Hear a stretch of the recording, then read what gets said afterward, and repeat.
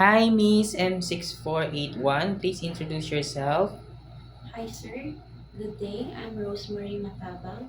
I'm 38 years old. I'm a married woman. I have two kids. My firstborn is 18 years old and my secondborn is 17 years old. I'm a Roman Catholic. I'm a high school graduate. My first work here in Philippines, I serve. I am a servant uh, for a one family, including one couple and their two children. My main duties is to taking care of the two children. And when I'm finished with my duties, I do house cleaning, and share with others household. And and my second work, as same as on my first work, I've been served as server. For how many years? I serve 5 to 6 years almost here in the Okay. Philippines. How many members of the family?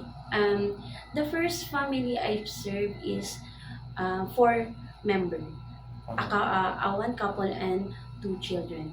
But the second family I serve is one couple and one children. Okay.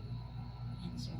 Okay, so you are also do all the household chores on your first employer was on 2012, 2018, right? Yes, For sir. 6 years. And the second one is for 5 years on your previous employer. Yes, yes. Okay, then you take good care of the children, Yes, 1 year sir. old. So you know how to prepare a milk for a 1 year old baby, Yes, right? sir. Okay, if the baby is crying, what will you do?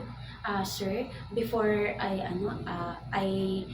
check the temperature of the baby or the tummy, because maybe she is hungry or he, and um, I check the diaper when it is full. Okay, and if the baby won't stop to cry after you did all of your best, what will you do?